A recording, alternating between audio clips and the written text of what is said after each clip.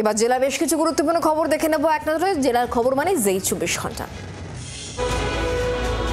গোপন সূত্রে অভিযান চালিয়ে দুই বাংলাদেশিকে আগ্নেয়াস্ত্র সহ গ্রেফতার করল রহড়া থানার পুলিশ।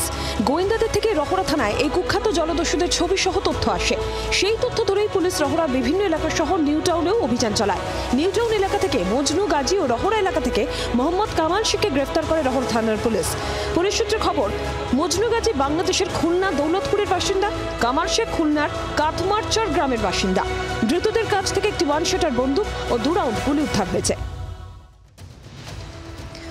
সম্পত্তি নিয়ে পারিবারিক অশান্তির জের, দুই ভাইয়ের মধ্যে মারামারি, ভাইকে ধারালো অস্ত্রের কোপ মেরে খুনের অভিযোগ আর এক ভাইয়ের বিরুদ্ধে। দক্ষিণ 24 পরগনা উস্তি থানার হালদার পাড়ার ঘটনা। রক্তাক্ত অবস্থায় লুটিয়ে পড়ে ব্যক্তি, তড়িঘড়ি উদ্ধার করে ডায়মন্ড হারবার হাসপাতালে নিয়ে গেলে চিকিৎসকরা ওই ব্যক্তিকে মৃত বলে জানান। মৃত যুবকের নাম আনোয়ার হোসেন লস্কর। ঘটনায় গ্রেফতার এক মহিলা সহ 5 জন। জলপাইগুড়িতে এক শিশুকন্যার সঙ্গে অভব্য আচরণের অভিযোগ উঠল বৃদ্ধের বিরুদ্ধে। জলপাইগুড়ির 21 নম্বর ওয়ার্ডের শিরিশতলা সংলগ্ন এলাকার ঘটনা জানাজানি হতেই চাঞ্চল্য ছড়ায় এলাকা জুড়ে। অভিযুক্তের বাড়ি ভাঙচুর করে উত্তেজিত জনতা, স্কুটারে আগুন লাগিয়ে দেওয়া হয় বলে অভিযোগ। খবর পেয়ে ঘটনাস্থলে যায় পুলিশ ও স্থানীয় কাউন্সিলর। গ্রেফতার অভিযুক্ত বৃদ্ধ। হাত পেতে ঘুষ নিচ্ছে সিভিক ভলেন্টিয়ার। ভিডিও ভাইরাল হতেই সাসপেন্ড করা হয় সিভিক ভলেন্টিয়ারকে। জলপাইগুড়ির পোস্ট অফিস মোড় এলাকার ঘটনা।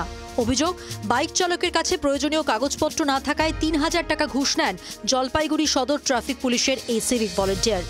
ট্রাফিক পোস্টের ভিতরে ঢুকে বাইক চালকের সঙ্গে ঘুষের পরিমাণ নিয়ে দরদামের ভিডিও ভাইরাল। পুলিশ কর্তাদের নজরে আসতেই সিভিক ভলেন্টিয়ার কানু রায়কে কাজ থেকে অব্যাহতি দেয় জলপাইগুড়ি সদর ট্রাফিক পুলিশ।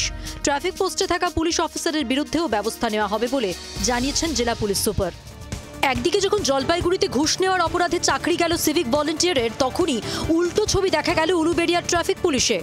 হারানো ব্যাগ ফিরিয়ে দিয়ে সততার পরিচয় দিলেন সেখানকার এক সিভিক ভলেন্টিয়ার। রাস্তায় পড়ে থাকা ব্যাংক কর্মীর ল্যাপটপ, মানি ব্যাগ, মোবাইল ও ব্যাগ ফিরিয়ে দিলেন তিনি।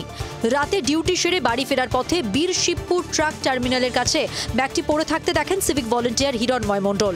ব্যাগটি তুলে নিয়ে তিনি উলুবেড়িয়া ট্রাফিক ওসির কাছে নিয়ে যান। পরে ব্যাগের মালিকের সঙ্গে যোগাযোগ করে সবকিছু ফিরিয়ে দেওয়া হয়।